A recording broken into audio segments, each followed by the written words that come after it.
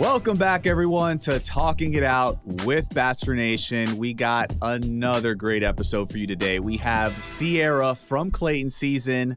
We're going to get to know her a little bit, find out about all the drama that's going on in the house right now. Yes. But Mike, first, you know how we do, man. We got to get to our hot takes. What do you got? Let's do it. This is the first time this year, so it's been a lot, right? The first time this year, my hot take is not about anything at all to do with the show, but in pop culture, and more specifically in hip-hop and rap. The artist we know as Drake is in the media right now. Drake is in the news right now because, I'll just say the facts without giving my opinion first. What happened was Drake had sexual relations with this girl in a hotel. He used a condom. After they had sex, he went into the bathroom to take off the condom, which he had ejaculated inside of, and tied it up, put some hot sauce in it before tying it up, and threw it in the trash. Next thing happens is the young lady that he has sex with, she goes into the bathroom, she unties the condom and tries to inseminate the sperm into herself. Wow. These are facts. It's not even my opinions yet. This is just all facts. Is this all alleged? Alleged? Well, allegedly? Yeah, there are facts based on what it's alleged. Correct. This is correct. Okay. Thank you for saying that. Clayton for clarifying that. But on the alleged facts that I have, based on what the internet is showing us, because we know the internet is true, which is complete lie if you haven't, come on. But she inseminated herself with his sperm and got burnt because of the hot sauce, and she is now trying to sue Drake. It's 2022, bro. Can't make this stuff up. Can't make this up. What are your thoughts on it? Certified lava boy is what I'm thinking. Yo, that is just messed up on so many levels. I mean, my initial impression was, Drake, save yourself the lawsuit and just throw that thing in the toilet. You know what I'm saying? Flush it. I know what you're going to say. The environment, clogging up the septic system. But I think that's way better than having a lawsuit on your hands or some possible, one-night stand pregnancy. I can't even believe that people are doing that nowadays. Like, is that how we're trapping dudes today? Like, that's crazy. That is crazy. I've never been in a position to try to trap anybody, but apparently that's what's happening these days. All I know is Drake needs a sponsorship with some hot sauce brand. He needs to get a deal. In a second. He needs to get a deal with a hot sauce brand. Like, Louisiana hot sauce, that's my favorite hot sauce. Put that thing on everything to include condoms. Like, he just needs. Like, how did he, I've never, I mean, granted, neither of us are of his status or of his ilk, right? Correct. So he needs to look out for these types of things. And, like, where did he get that idea? Like, did somebody say, yo, the hot sauce is gonna kill the sperm. Use that. Like, what? I'd like to know the backstory behind that. It sounded like one of his homies that was taking a biology class, but then dipped out early and never went back to college. Like, that's what it sounded like to me. I mean, it's half good advice. It seems like. I don't know if it's true or not, but I mean, maybe get the condoms, because I know condoms do have spermicide. They do. So I don't know. Maybe. Kill two birds with one stone right there. Get rid of the sperm with the spermicide. But possibly Drake has, he has a child already. I don't know how that happened, but I'm sure Drake has a lot of experience with one-night stands in hotel rooms. Because also what the article said was that he was extremely making it aware that he wanted her consent. And so, oh, no, for sure. Yeah, it's 2022. No, for sure. That's everybody listening. It's not sex if it wasn't consent, right? Yeah, he literally asked her, he's like, would you like to have sex? And correct. She obviously obliged, and they proceeded to do what they were going to do. And, but yeah, man, that's wild. That's wild. And then she put him on blast. She started talking about his manhood. How she gonna put him on blast for that? I just don't understand that. Like, you putting yourself on blast. Like, you literally went into the bathroom, allegedly, and you put your hand in the trash, dirty my germs, and then you unwrapped it and then put it inside of you. How's she gonna call somebody else out for that? And now wants to sue. It's like the audacity, bro. The audacity. That's crazy. That's crazy. I just don't understand. All I can say, I'm just blessed that I'll be in a relationship sooner than later, hopefully. And I ain't got to worry about that shit because that's just doing too much. Well, I'm married, so I don't have to worry about that at all. I'm just happy I'm not, I don't know, Mike. It's dangerous out in these streets, man, for men and women, being single. Luckily, I'm not in these streets. I'm in these condos. Self-love, baby. Self-love. Facts. What you got for us, man? All right, man. Well, mine is Bachelor related. And we're actually going to get into it with our guest on our show, Sierra. Yes. But there is clearly two villains that are presenting themselves on this season. And one of them is Cassidy and the other one is Shanae. But it's too much to unpack with both. So I'm just going to talk about Cassidy because she was up first. But Mike, have you ever heard of the term? Mike, have you ever heard of the saying "loose lips sink ships"? I have, yes, sir. Yes, sir. Yeah. Well, unfortunately for Cassidy, she is the only one on this ship, and like, girl, what are you doing? What are you doing, bro? It's like, not even. You want to talk about. What's that? Go ahead. No, it's just I get it. The emotional reaction to it. Like, I feel for all the leads, all the bachelors, all the bachelorettes. How you got somebody that's about to go on your show, try to find love with you, and they fucking some other dude? But like, it happened on my season as well. I don't like. Where is your sense? Like, why would you tell that to another contestant who's fighting for the same guy? Like, I don't understand that. Like, you talk about your side piece that you're FaceTiming and you're talking dirty to. Like, it just doesn't make any sense, man. Like, I get it, Cassidy. You're confident. You're going after what you want. You're not here to play games. You're not here to prep for children's parties. You're here to date Clayton. You made that abundantly clear. Like, we get that. But I thought she went about it the entirely wrong way. Like, sometimes you just got... I don't think it's confidence that she has right now, that she's displaying. Oh, no. She may be confident, but I don't think she's displaying confidence in her actions based on what we've seen on the show. Well, Clayton in this moment is seeing that as confidence and assertiveness, right? But like, with the group and with the viewers and with myself, in my opinion, it's arrogance more than confidence. You know what I'm saying? Like, I guess for me, it's like sometimes you just got to know when to shut the hell up. Like, in my opinion, like I said, she came off arrogant, not confident. She's out here letting everybody know who would listen, like how great of a connection she has with Clayton, how she's not going anywhere, and how she thinks her assertiveness, or how he thinks her assertiveness is so hot to him. You know what I'm saying? Yes. Like, she's putting this all out there in front of the group. And like, I just remember, in contrast to when I wasn't out there saying, you know, crazy stuff to the group that they could come back and use against me. You know what I'm saying? Like, I maintained all that within myself. You know what I'm saying? Like, I don't want to give these people any ammunition. And like, what she's doing. No, finish that. And like, what she's doing is just alienating herself from the rest of the group. Like, she's saying she's focusing on her connection with Clayton and the other women. Instead of focusing on their connection, they're focusing on her, which, yeah, you got them right where you want. Like, you have them thinking about you while you're thinking about Clayton. But there's also a way to do it where you don't piss off everybody. You know what I'm saying? Like, fly under the radar, be a little coy. Like, don't put all your business out there. It's just really messy the way she's doing things. Like, I think she could do it so much better. Like, be confident, be assertive. Like, pick your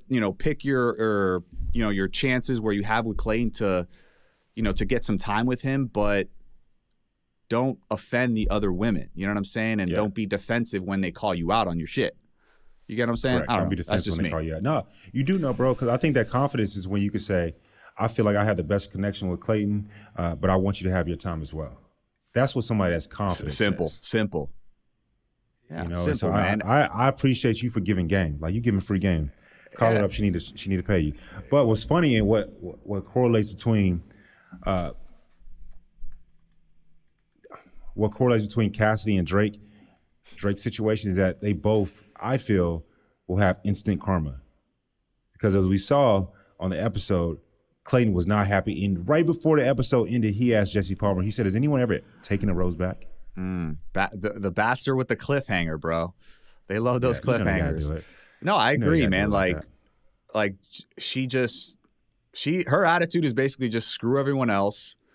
And like, I'm the only one that matters. And she's just gaining enemies as every minute goes on in that house. And she's digging her own grave. And like you said, lo and behold, she will be the first woman ever on The Bachelor to get a rose taken back. Like, rescinded, that's karma. Rescinded. I feel, I don't know. My bad. I'm working on my talk. I feel that she honestly doesn't like Clayton. She just wants the 15 minutes of fame. That's just how I really feel. And Cassidy, I could be wrong about you, but baby, the way that you're going about this right now, the way I'm seeing it, the way it's being edited, is not looking. It ain't looking good for you. It just really isn't. No, listen. And so luckily we get to have Sierra on today, so I really want to know her thoughts on it, and because she was the one who, was courageous enough to speak to Clayton about the situation. Oh, and I love something that she did. I want to ask her about it because, unlike another situation in the house with Shanae, Sierra actually was upfront about it. Yes. So let's get to that. Yes. Only thing I have to say on Shanae is she was wrong. She was just wrong. You was doing way too much. You should never come with somebody for what they told you in confidence, and then you're gonna bring it up to the group, and then you're gonna continue to bash on her having ADHD. She was mocking. Yeah, she was mocking it, and that's just not what you do. It's like that affects so many people. You know what I'm saying? Like, it ain't right. I feel that what she did, she's learned her lesson, because that was just stupid. Like, everybody knows that. Cassidy, that seemed more like a. I'm gonna get people gonna come. No, listen. She used words like victory. Yeah, you know what I'm saying? When she got the rose, like competition, things like that. So it's like, are you really there for love? Or are you just trying to get over on these women? Like, I don't know. Again, Cassidy, we don't know you personally, girl. Like, we're just going off of what we see. We're commenting on that, and the words that come out of your mouth are the words that come out of your mouth. So, hey, we're viewers just like everybody else. Exactly. To our listeners, we don't get the entire season up front, so we don't know what's going to take place. We just giving you our honest thoughts and talking it out. But I want to talk it out with Sierra, man. She was beautiful. Her words were eloquent. I just want to see her thoughts on everything. Welcome, Sierra, to Talking It Out with Bachelor Nation. How are you doing? I am doing wonderful today. Thank you. How are y'all? We're doing amazing. Good. Feeling blessed. Thank you for being here with us today. Thank you. Thank you for having me. All right, Sierra. We had to have Dallas represent. We had to have you on the show. Oh, she's from Dallas. Okay, I didn't know that. I had to do my research. Dallas represented. See, wifey's from Dallas, so we're already cool, Sierra. We're already cool. There we go. Everything's better in Texas. That's a fact. I hear that. All right, Sierra. So let's get right into it. You got picked to be on the first group date of the season. How did that make you feel? That was extremely exciting. I was really, really happy to be on the first group date. I'm not gonna lie, I was exhausted and tired also. So your girl had some bags under her eyes. She was not ready. Like, I would have been fine if I did get to kind of chill for a day, but it was a lot. Those kids ran you ragged, huh? They did, but I had the energy for it in a sense because I love kids. Like, I absolutely love kids. I used to teach whenever I was in Korea, and I taught 5-year-olds, kindergartners. So, they have a lot of energy, a ton of energy. So I'm used to it, and I'm over here super hyper as well, 90% of the time. So loved it, absolutely loved it, but it was a lot after that first night. I'm sure you guys know. You tell me Hillary Duff didn't make you all pizzazz and full of energy like Cassidy was? Girl was wild. So you guys don't get to see it, but I'm standing right next to her, and she's freaking out, and I kind of look over at her, and I look at Hillary Duff, and I make eye contact with Hillary Duff, and it was a moment we shared. And I swear we were thinking the same thing. I kid you not. I feel like she was like, this bitch needs to calm down. And I'm thinking, yes, girl, we live with her. But no, I was really excited to see her. Absolutely freaking love her. yeah, super starstruck, but I know how to compose myself and act you were you were a composed fangirl, unlike Cassie. You were definitely composed, so that's good. But Thank you. You just said something in that you said you taught kids when you lived in Korea. Yeah, what is that about? Yes. Yeah, talk to us about that. Yes. So my mom's from Korea. Okay. She and like 6 of my aunts and uncles are all adopted from Korea. So wow, nice. After I finished university, I decided to move out there and teach. So I like turned down a job offer. I had gone to college for marketing and sales, and I had this job lined up, and I turned it down and kind of had this freak out moment. And I was like, I'm going to Korea and I'm going to teach. And I'm going to find my mom's orphanage. And I had all these things I kind of on a list that I wanted to do. So I did. I went over there and I taught at a couple amazing schools for a couple of years and got to travel, went to Japan, the Philippines, all these fun, great places. And I got to find my mom's orphanage and go get some pamphlets and things like that and send her updated pictures of what it looks like now versus when she was a kid there. So it was a really great experience. And that is absolutely amazing. Like that's astonishing. If I'm not mistaken, you literally sold all your belongings and just went halfway across the world to South Korea and basically picked up your life there. Like, how did that help you grow as a person? Like, what did that teach you? Oh my Lord, so many things. So before I had moved to Korea, I was super materialistic. I'm just going to put it out there. I wanted things and I wanted money, and that's the only thing that mattered to me. Like that's why I had gone to school for marketing and sales. I was very driven on like success was just materials, like how much things could I own. And I kind of had this like breaking point. So I had gotten really sick. I had gotten like sepsis, appendicitis, and peritonitis my senior year of college. And so I almost died. It was really crazy. Wow. The most expensive hospital bill I ever experienced in my life. I'm glad you're still here. Thank you. And that was like a wake-up call for me. And that's kind of what woke me up. And I was like, none of this matters. I don't want to do this career path anymore. I don't know what I want to do, but I know it's not this. And I want to just like travel and experience life. And money's not important anymore. And so I sold everything I owned, and only things I owned fit into 2 suitcases. So your girl used to have, I believe I had 48 pairs of shoes at the time.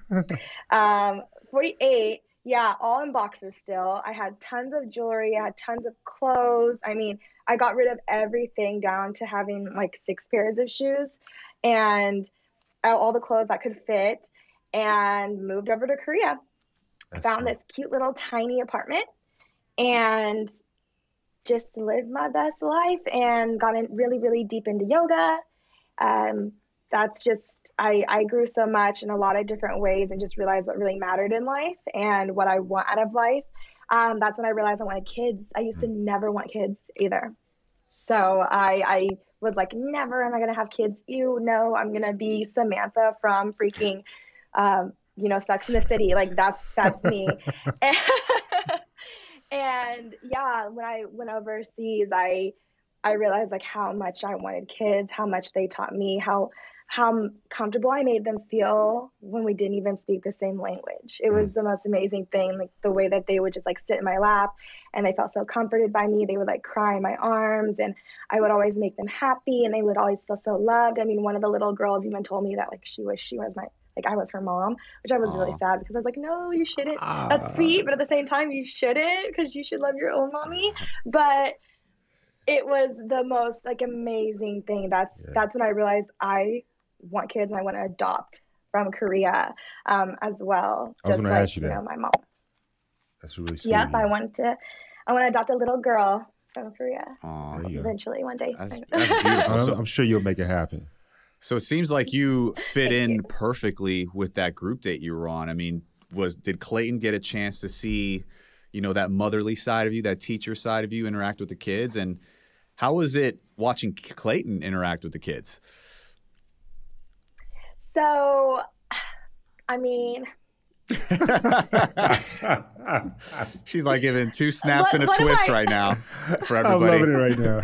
I'm loving it. Do I get it? Like, what do you want from me? Do you want me to be like, like filtered, or do you want me to be like unfiltered, girl? Come on, that's how we do it on Talking It Out. We got to talk it out, baby. We talking it out. We talking this out. Okay, so can we really talk it out? We about to talk this let's out? We got to talk it out.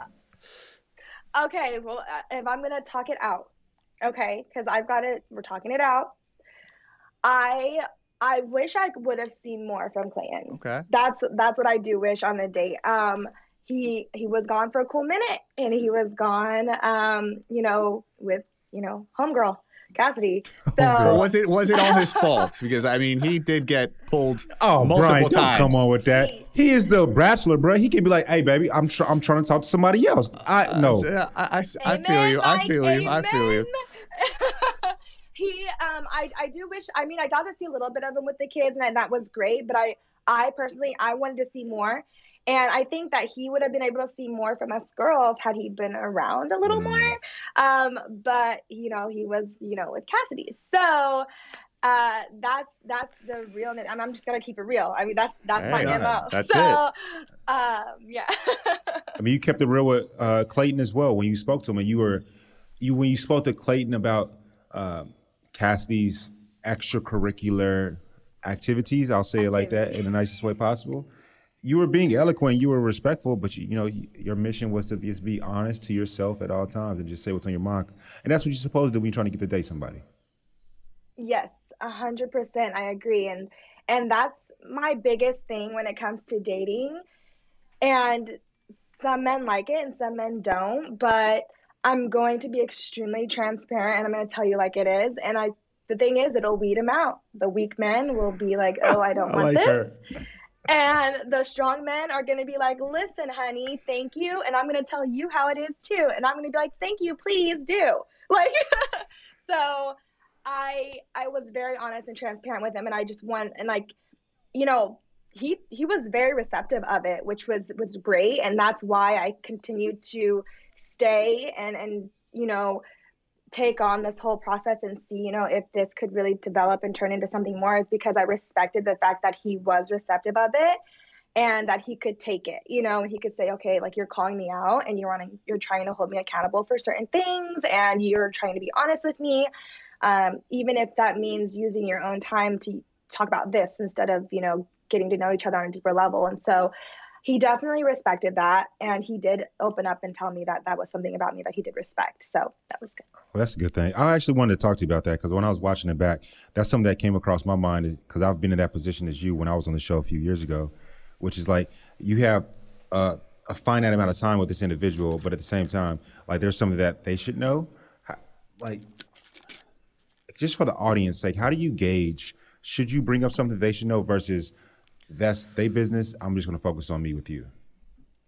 I 100% think that you should bring it up. I mean, I was putting myself in Clayton's shoes, and had I been in his position and somebody knew something like this and did not tell me and chose to just talk about something that had to do with them and them as a person instead, to me, that comes off as selfish. So I'm like, okay, you're supposed to care about me and you're supposed to want to get to know me, yet this important information that would hurt me if I found out, or could potentially hurt me moving forward as I developed feelings for somebody and then eventually found out. But yet you wanted to talk about your family with me and do all of this instead to have your own personal gain. That would hurt my feelings and I wouldn't be okay with that. So I try to think of it as like, what would I want in his position? And that's kind of how I handled it. I love it. I mean, I've always kind of gotten on people when they do spend their time talking about other people, simply because like you're so limited, right, Sarah? Like the time is so limited there, and you're trying to decipher and see if you actually have a connection with this person. It's like you're not really advancing the relationship, if you're talking about other people. But I respected the way you handled that because not only did you tell him, but then after the fact, instead of somebody like Shanae, who basically talked behind Elizabeth's back and then went and asked, when the group asked who was talking shit, she basically kept her mouth shut.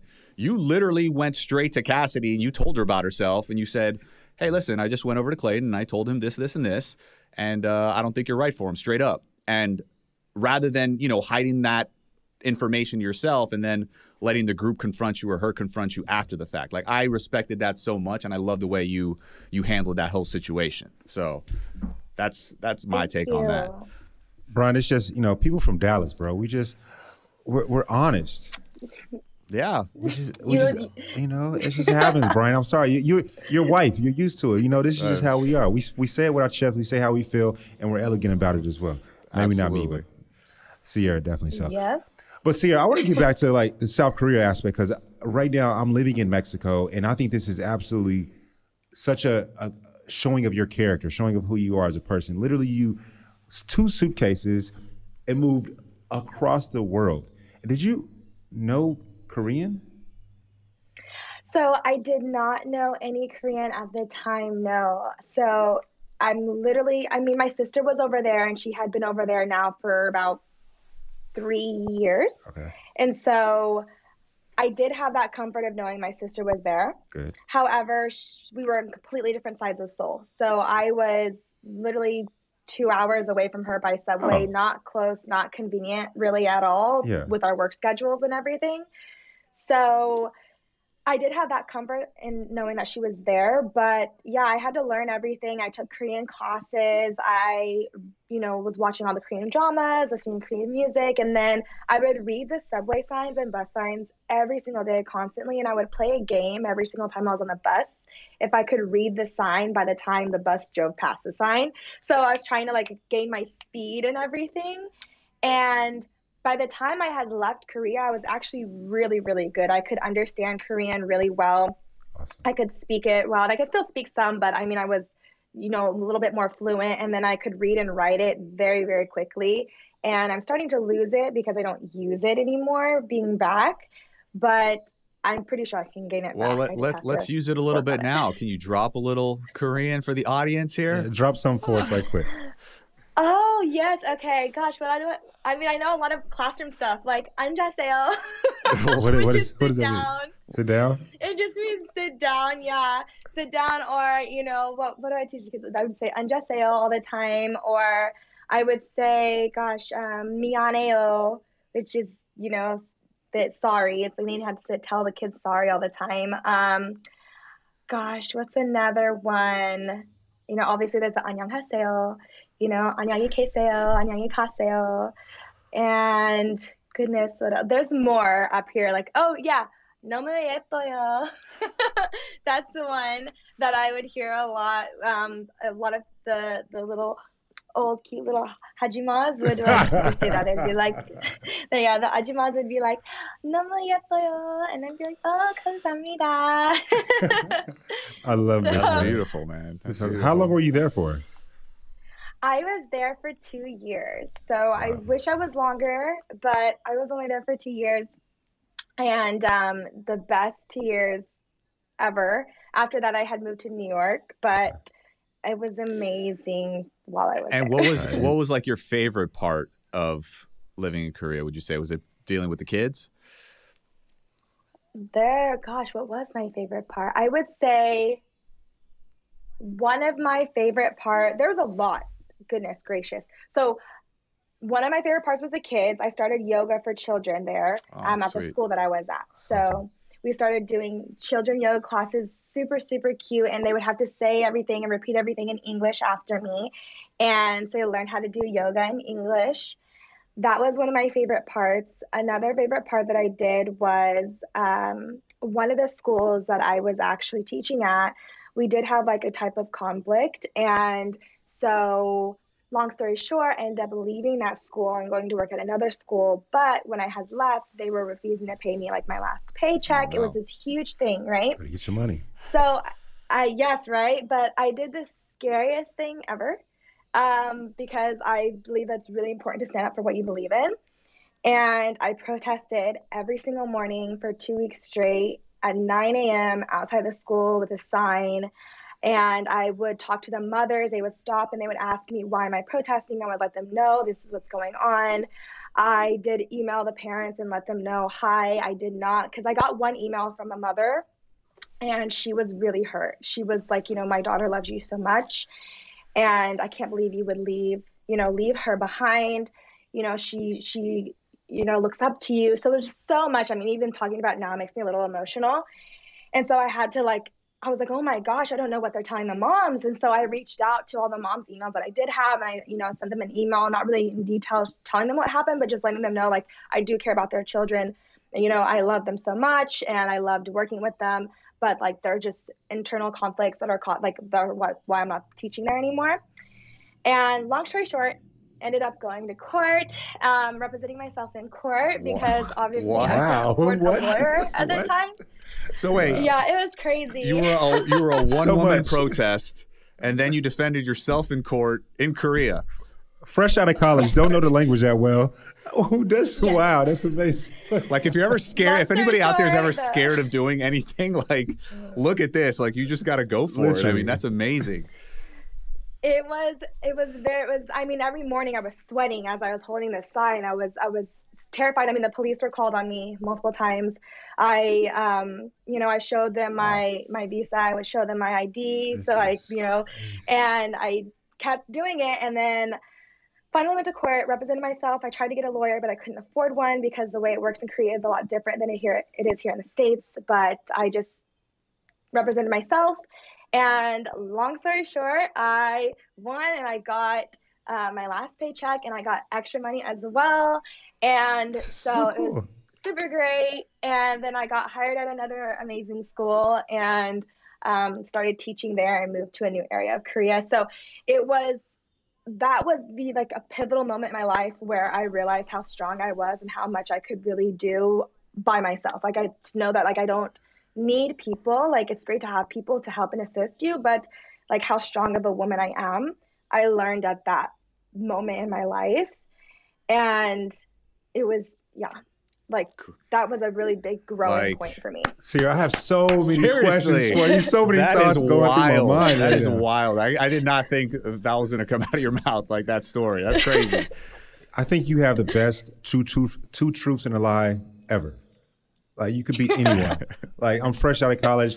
I'm in Korea, defending myself, don't know the language, protesting. This should be like a movie, some type of. It really could. I don't know. It was a very stressful situation. I had no money. I was broke AF. I mean, it was a very, very crazy, time in my life. And I kept getting kicked down and kicked down. When you just feel like you can't get up, no matter what, you keep getting kicked down. That was literally my life until last summer, like COVID 2020 summer. Sierra, I have to know I want to know from early memories up until last summer, how did Sierra become Sierra? What was your upbringing? Yeah, what gave you that strength that you showed in Korea? Oh, guys, this is a little deep. Do you want to know? It's deep. Talking it out, Sierra. Talking it out. Of course we do. Okay. So, gosh, what made me who I am? My upbringing was actually very unstable and filled with a lot of trauma. So, at a very young age, give you kind of the cleaner version, but at a very young age, my mother and my father had split, and my father had custody of us. And that was up until I was 10.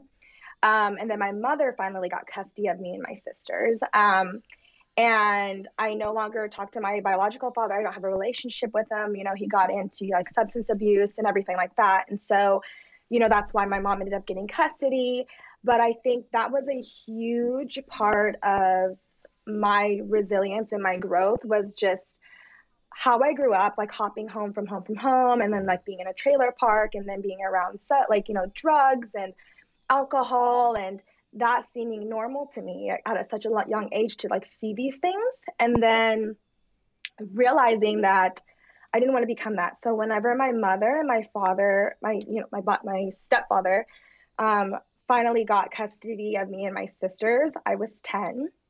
And from 10 to 13 was really kind of breaking me, kind kind of like, you know, when you get like a new horse, you got to break it, you know, so it'll listen. I was so used to raising myself. I was so used to doing my laundry and, you know, getting my own food from the Salvation Army and just like taking care of me, that when I was finally under a home with rules, I couldn't understand. And I was so angry. And I was just so like, I was like, you know, I've been taking care of myself. How can you tell me what to do now? How can you like try to parent me now? And I had to learn how to like adjust.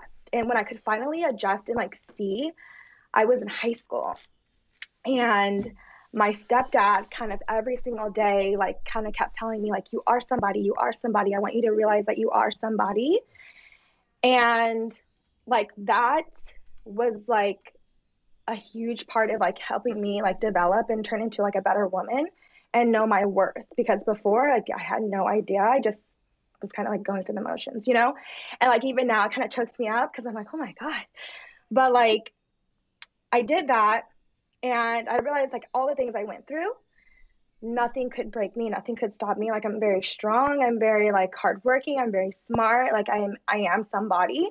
So then I went to college and I worked really hard through college, and I like looked back on my life and I realized that I was going to do anything in my power to never be in the same situation again, like to never be unstable again. So I was like, I don't want to ever have to, you know, not be able to afford food or clothing or, you know, home hop or, you know, I don't want to be that person anymore. I want to be able to help those people. So what can I do to end up on the complete opposite end of the spectrum, you know? And it's a lot, but that's what it was. Like that was my upbringing, and that's what kind of created the resilience in me and like the woman in me. And like, if you kind of look at it, it's kind of why when I was in college, I was so materialistic because I never had things. So I was so like, I want everything. I want everything. I want to prove to the world that I can afford things, that I'm not poor, you know? So I had to like try to prove something different. And then whenever I was able to like heal from that and realize like that's not what makes you somebody, I was able to see clear and like what I really wanted in life, which was relationships and love and kids and a family. And so, yeah. That's amazing. Wow. I'm like blown away. And I mean, like those affirmations. I don't know what I'm about. Like those affirmations that you received from your stepdad that helped you so much. I can imagine that you know, transferred those over to all those kids in Korea. I mean, like you said, you had that little girl cry or little kid crying, you know, calling you their mom. I mean, you must have had such an amazing impact on those children. Like I can't even begin to say that enough. Thank you. I think I think I like kids so well and I work with them so well because I think about like when I'm with them, I think about me when I was a kid, and I think about all the things that I missed or I didn't have or that I wished were there for me to make me feel important or loved or seen or special. And then I like give that to them because I want them to like, I don't know what their home life is like. So I want to give that to them, you know, and like, it doesn't matter if they're poor, or if they're rich, you know, I meet rich kids who feel, I mean, this little girl in Korea, her mother was a doctor and her dad was a lawyer. They're gone all the time. And she has a nanny that raises her. So that's why she told me she wanted me to be her mom, was because her mom's never around and her dad's never around. Wow. So she was like, I want you to be my mom. I wish you were my mom because I'm in her life more than her mother was. Like, you know, she was at school, so she was seeing me more throughout the day than she was seeing her own mom. And she told me, you know, when I wake up, my mommy is gone and my daddy's gone. And when I come, you know, home, like my nanny puts me to bed and then mommy and daddy come home and I'm already in bed. So it's like she's barely seeing her parents. So that was like, that made me realize like it doesn't matter if you come from nothing or if you come from everything and you have all these resources, like kids need love, you know? So amen. Kids need love. You deserve love. You are giving love. So we appreciate you. I was taken aback just a moment ago. Bryan had to talk because I just was speechless listening to you. Sierra, what are you passionate about right now in the world?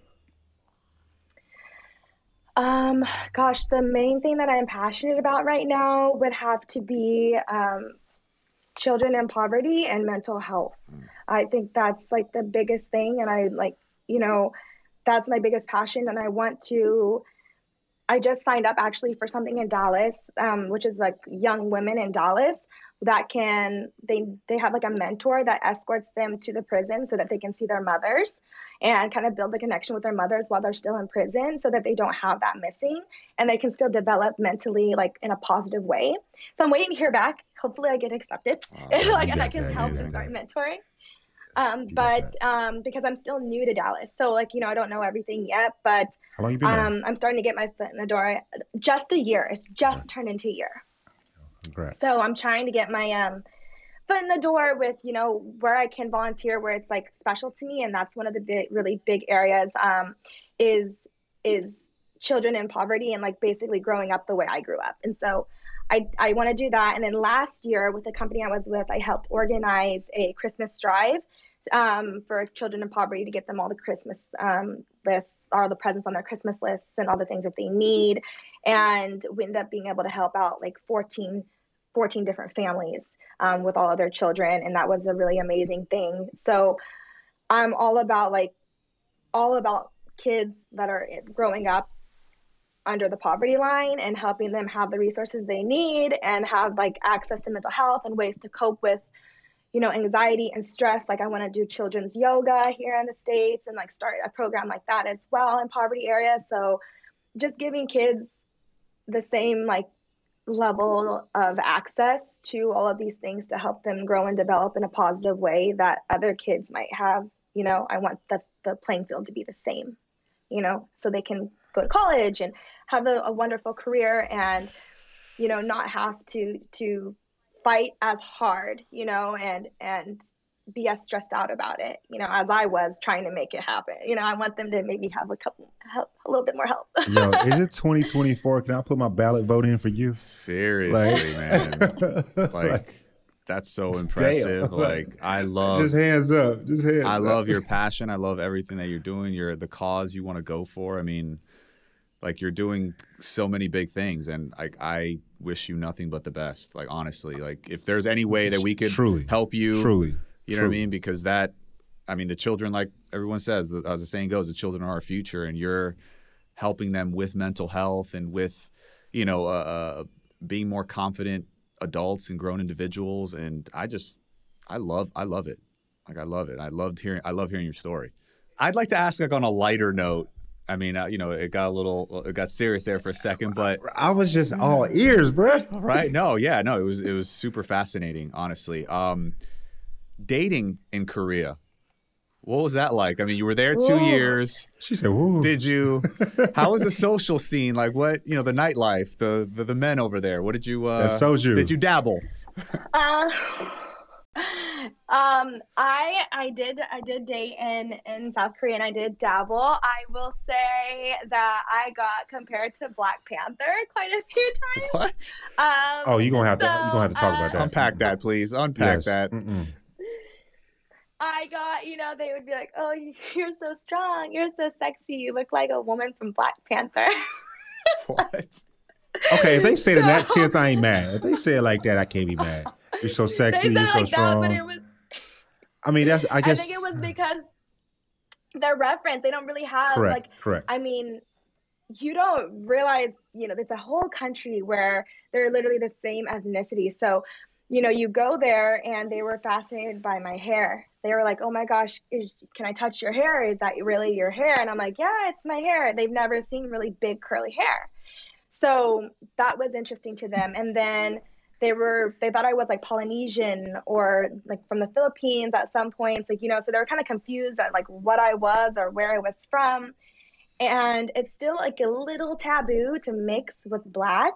So when I would tell them like, "Oh, I'm half Korean and I'm half Black," they would just be like shocked still. They're like, "Wait, what?" And they couldn't like grasp the concept. Yeah.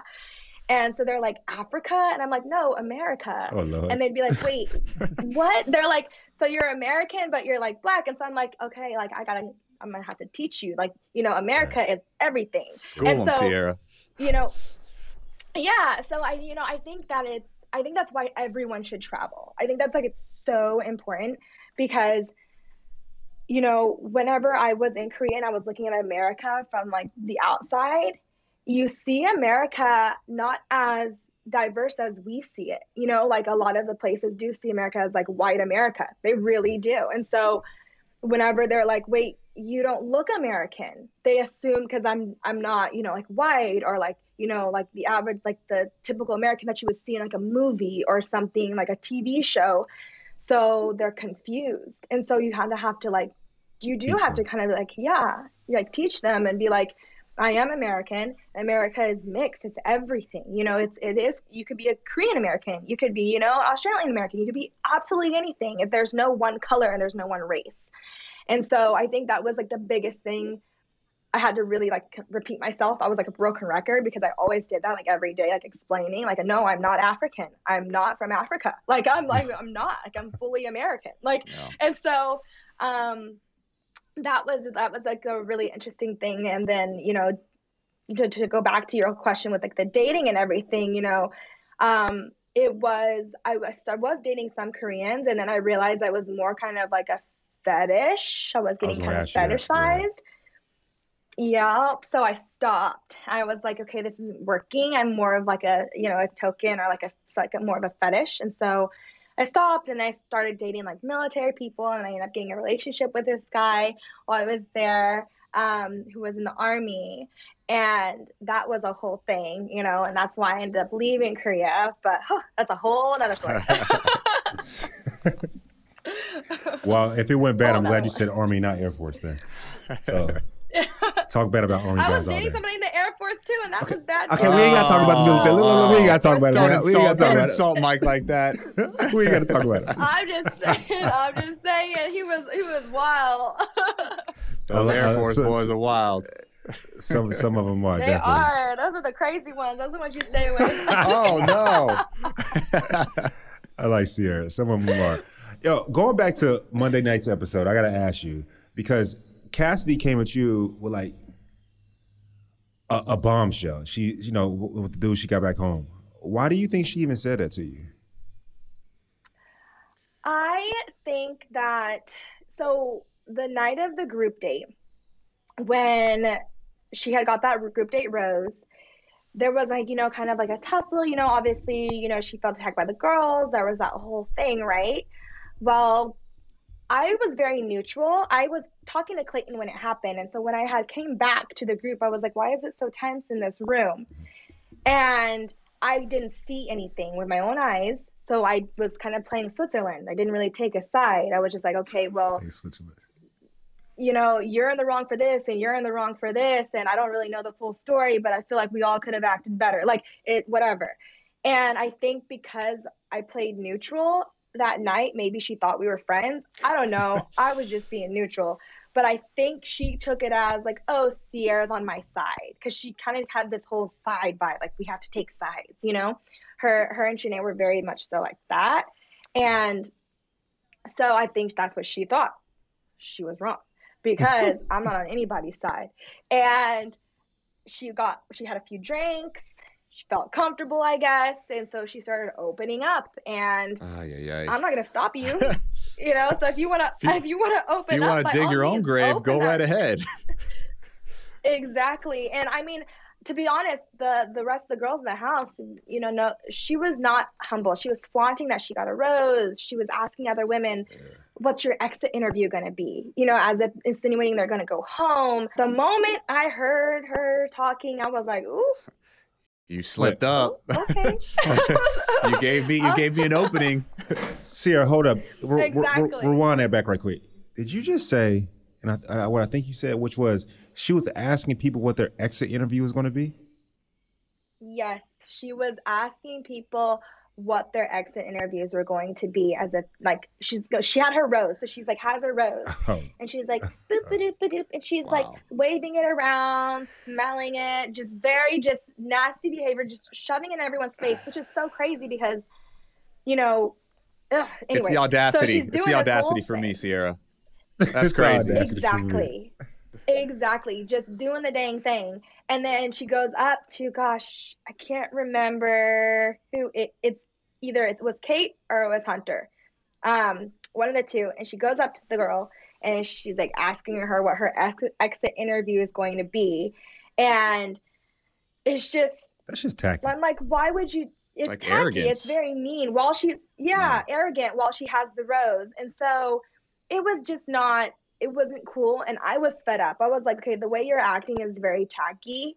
If you, like, there's a lot of things about you that are tacky, but this is a really big one. And so I'm dead. She said there's a lot of things about you that's tacky, Bryan. Let me count the ways. Like, Sierra, but the audience didn't get to, and we didn't get to see your interaction with her. Like, I mean, they showed you stepping up to her and letting her know a little bit about herself, and then you told Clayton, but what was that interaction like? Because the next thing we know, she's going back to the group. He's like, she spent her time talking about me. So like, what was said in that interaction? oh my God. Let's talk it out, girl. Come on now. Oh my God. It was so good. So I kept composed. I let her know. I said, hey, what's up? Like, you know, so there was more, there was like this other conversation that we had where like, basically I told her, like, if I ever had a problem with her, I'd let her know. I would tell her to her face.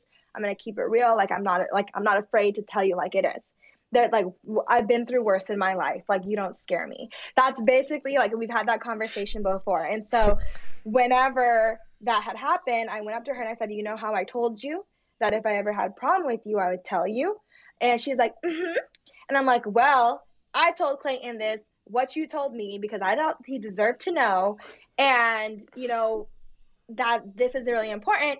And I just walked away, and she was just like waving her rose. I hope you get a rose tonight. So that's what she said. And I just walked away, and I was like, girl, I hope you keep yours. That is awesome. That smells like, oh, I just, jeez.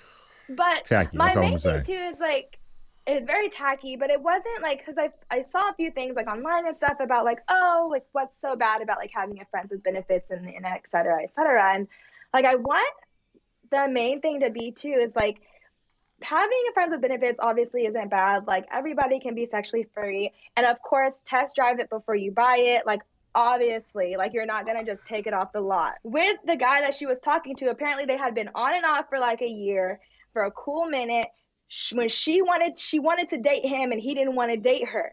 And so they became friends with benefits, and they were being friends with benefits.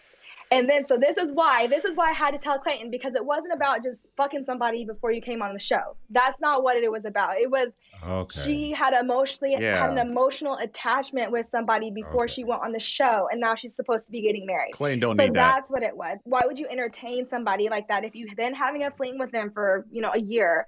You wanted to date, he didn't want to date. Now he wants to date you, but you're going on a show, so it's an inconvenient time, but yet you're going to see him as soon as you get home from the show. It's like, clearly there's something there. Like, clearly there's this connection that you have. Like, you can't get rid of him. You can't either you're dickmatized, I don't know what it is, but you can't get rid of this man. So, which is real. Girls get dickmatized. They do. His dick is good, and you get clouded judgment. I wanted to tell Clayton, because it's not just like a hit it and quit it. It's a whole thing. No, I can't. You're making me laugh too hard. Yo, it's funny, Bryan, because she can say that, but we can't say that though. You feel me? We cannot say that. We stay all the way away from that. All the way. Yeah, away I'm from just that. let you have that, Sierra. You can have that. We're living vicariously through you. Yeah.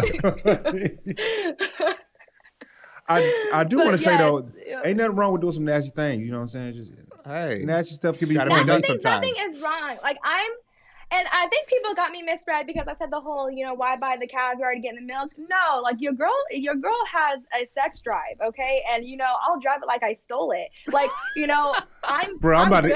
Like, let me just stop. Let me just stop talking. I will drive it like I stole it. Yeah, like, you know, like, I'm about it. But this is the thing, is if I put all my cookies in a basket and then he's done having all the cookies and he doesn't want to put any more cookies in the basket, like he's had all the cookies, I can't be mad at him. I done gave him all the cookies. I cannot be mad if he decides to go get somebody else. But see, that's where it messed up at though.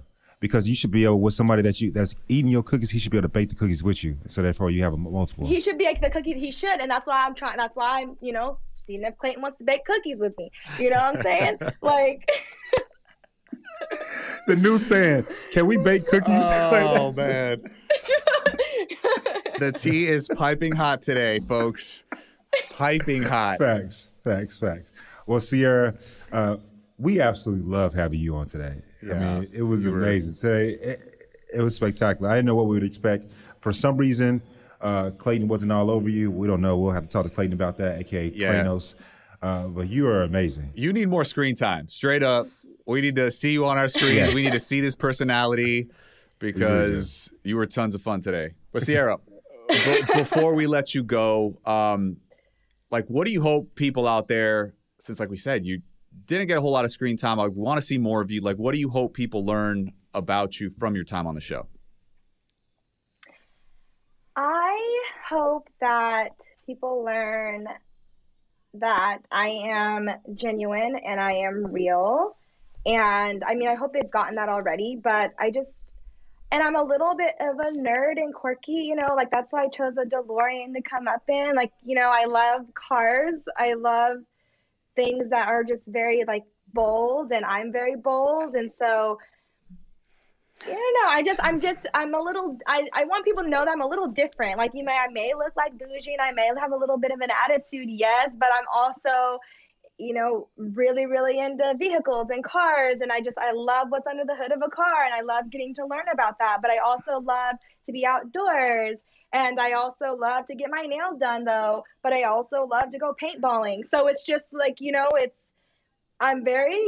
can't put me in a box. And I think that when people can't put somebody into a box, they try to they don't know what to do, and they kind of discard the person, or kind of forget about the person, or,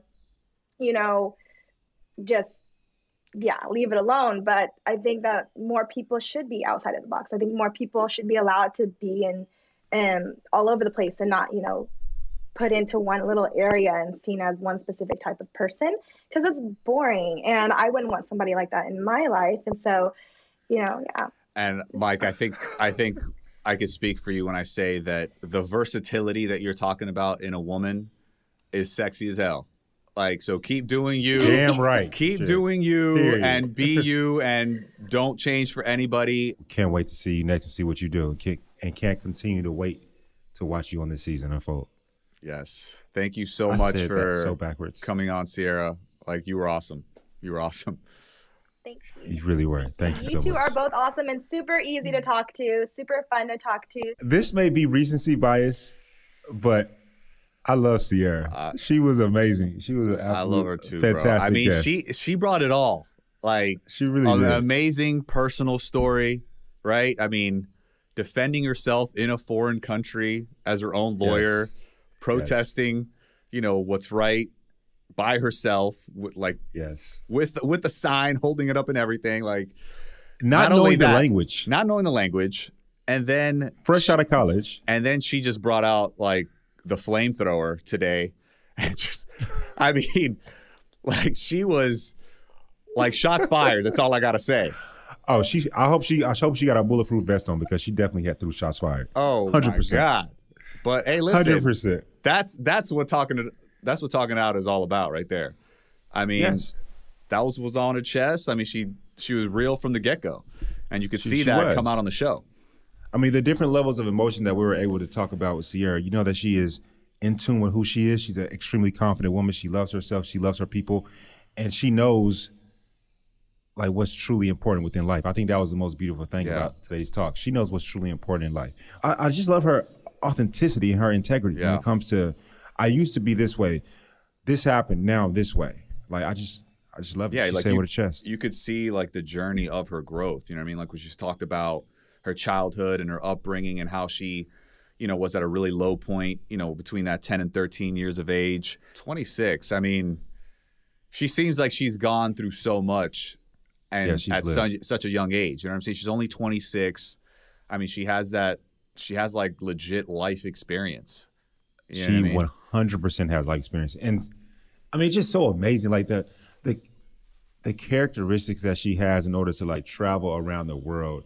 Her sister's 2 hours away, so she's not next door. Yeah. Doesn't know the language. I mean, and then to just be able to eloquently speak to Clayton about what took place, you know, tell the person how she feels.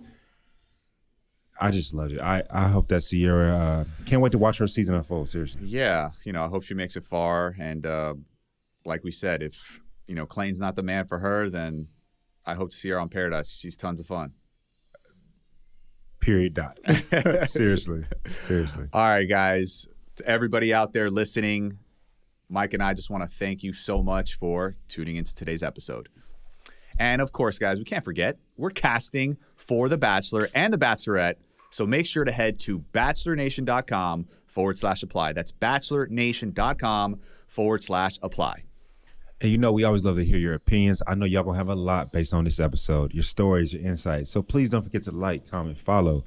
Message us on social at Talking Out BN. That's Talking Out B as in Bachelor, N as in Nation on IG, Bachelor Nation on TikTok and Facebook, and Bachelor Nation on Twitter. And as always, baby, you already know, don't forget to subscribe to our podcast and listen to us on the Odyssey app or wherever you get your podcasts. And baby, don't DM me no more until you hit that subscribe.